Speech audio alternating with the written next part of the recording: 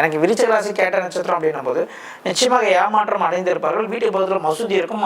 அந்த மசூதியில் ஓதக்கூடிய சத்தங்கள் உங்கள் வீட்டில் கேட்குதா அப்படின்றத செக் பண்ணி பார்க்கணும். அப்படி இருக்கக்கூடிய வாய்ப்புகள் மிக அதிகமாக இருக்கும் என்பதில் மாற்றுக்கருத்து. இவங்க வீட்டை கிராஸ் பண்ணுறதுல கண்டிப்பாக பெரிய வேப்ப மரம் ஒன்று கிராஸ் பண்ணி வீட்டை கிராஸ் பண்ணுறாங்களா அப்படின்றத பதிவிட சொல்லுங்கள். நான் லைவில் பேசும்போது இப்படி தான் பலன் சொல்லுவேன் எல்லாருக்குமே. நான் இந்த மாதிரி பலன் சொல்லி ரொம்ப வருஷம் ஆயிடுச்சு. அந்த மாதிரி வேப்ப மரத்தை பெரிய வேப்ப மரத்தை கிராஸ் பண்ணுவாங்க. இப்போ இந்த ரம்யான்றவங்க சென்னை பக்கத்தில் காஞ்சிபுரம் டிஸ்ட்ரிக்டில் பிரம்மபுரீஸ்வரர் அப்படின்னு இருக்கக்கூடிய சிவன் கோயில் அது வந்து எங்கே இருக்குன்னா பெருநகர் அப்படின்னு ஒரு நகர். அந்த பெருநகரில் இருக்கக்கூடிய பிரம்மபுரீஸ்வரர் சிவன் கோவிலில் இருக்கக்கூடிய ஜேஷ்டா தேவி அம்பாவை போய் பார்த்துட்டு வந்தால் வாழ்க்கையில் பெரிய மாற்றம் நடக்கும். பிறந்த கிழமை என்று செல்வது சிறப்பு. இல்லைன்னா கேட்ட நட்சத்திரம் அன்னைக்கு பொறுத்து சிறப்பு, இல்லை புதன்கிழமை போன்றது அன்றைக்கி சிறப்பு.